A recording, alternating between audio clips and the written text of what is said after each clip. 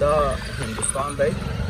هندوستان تقریبا ډېر پرمختللی هېواد دی، مګر دلته خلک له هر ډول وسیلو کار اخلي او خپل کارونه کوي. تاسو وګورئ کټ مټ لکه افغانستان غوندې همغسې سیستمونه. خو افغانستان کې فکر کوم دا د بایسکل هغه نشته. زه پوهېږم دغه سړي باندې دا پرزوی نه زه هم نه لرم هسې دا باید ما په دې هغه باندې بوځي، په دې بایسکل باندې بوځي.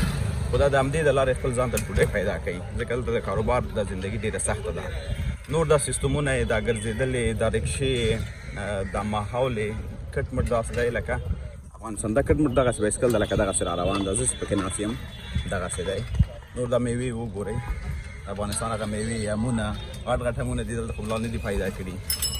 نو دا ګورئ داسې رکشو کې خلک ناست دي، تورې ماما هم پکې راغی، هغه یو هلک چې ویډیوګانې کوي کټ مټ هغسې.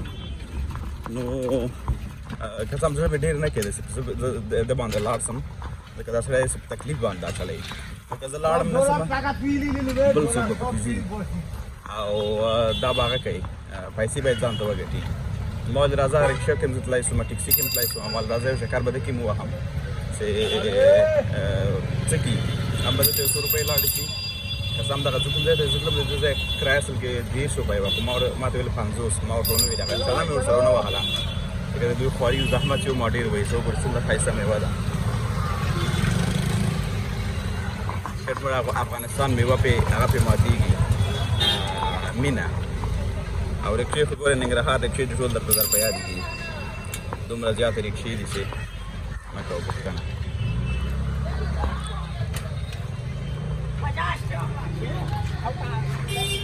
دا ماما وګوره چې بار یې کړی ده، رکشې نه هغه نه څه مالټو جوړه کړې ده.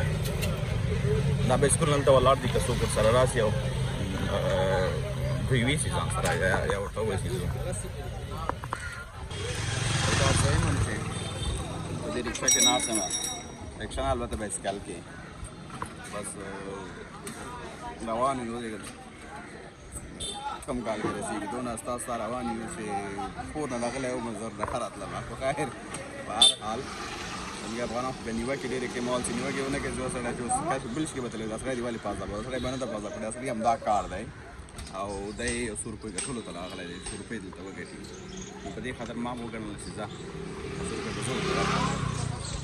نو هسې دا دلته که تاسو ته وګورم اوس ما دا کامره سیلفي ده، تاسو ته مې دا بایسکلونه څومره ولاړ دي.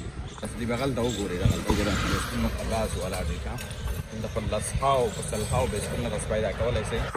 نور هم همدغسې سل زیات چې همدا کاروبار کوي، همدا یې هغه ده کار دی او دا یې مستري خانې دي، د همدې بایسکلونه کې خرابېږي. فرنیچر او شیونه چې په افغانستان کې په دوکانونو کې ول دا ګوره هند کې هم پیدا کېږي. یو نوی دی هند د شاهرخ خان وطن ده، دلته شی نشته. کټ مټ قرآن چې افغانستان خو د څو برخې ښه ده، ښه په دې ده چې حد اقل پاک ده.